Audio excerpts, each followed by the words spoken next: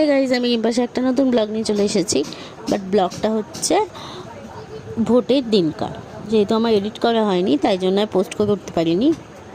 এই যে দেখো, মাছ করা হয়েছে, পাবদা মাছ আনা হয়েছিল, মাছ করেছিলাম, আরও কিছু রান্নাবান্না করেছিলাম। এই যে ভাত ফুটছে আমার, রান্নাবান্না করে বড় টিফিনটা রেডি করে আমরা খেয়ে দিয়ে বেরিয়েছিলাম।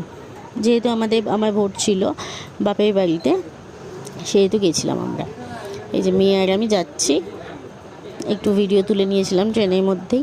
ট্রেনটা ফাঁকা ছিল একদম, দেখো বেশি লোকজন ছিল না, কিন্তু আসার সময় একটু ভিড় ছিল।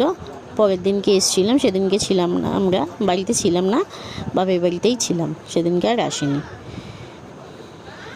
এই যে আমরা ভিডিও করে নিয়েছিলাম, একটু মজা করছিলাম ট্রেনে বসে, কি করব বসে বসে, ফাঁকা ট্রেন যেহেতু ছিল একদম।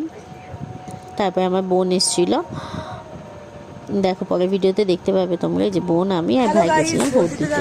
দেখে নাও, এই দিদিও আছে, পূজা দি, এখানে আমি, সবাই যাচ্ছে এখন ভোট দিতে আমাদের স্কুলে, নাইগালাঙ্গা স্কুল। এই নিয়ে আমি সেকেন্ড টাইম ভোট দিচ্ছি, এই নিয়ে আমি ফার্স্ট টাইম দেবো। চলো টাটা। হ্যালো গাইস, আমাদের ভোট দেওয়া হয়ে গেছে, দেখে নাও।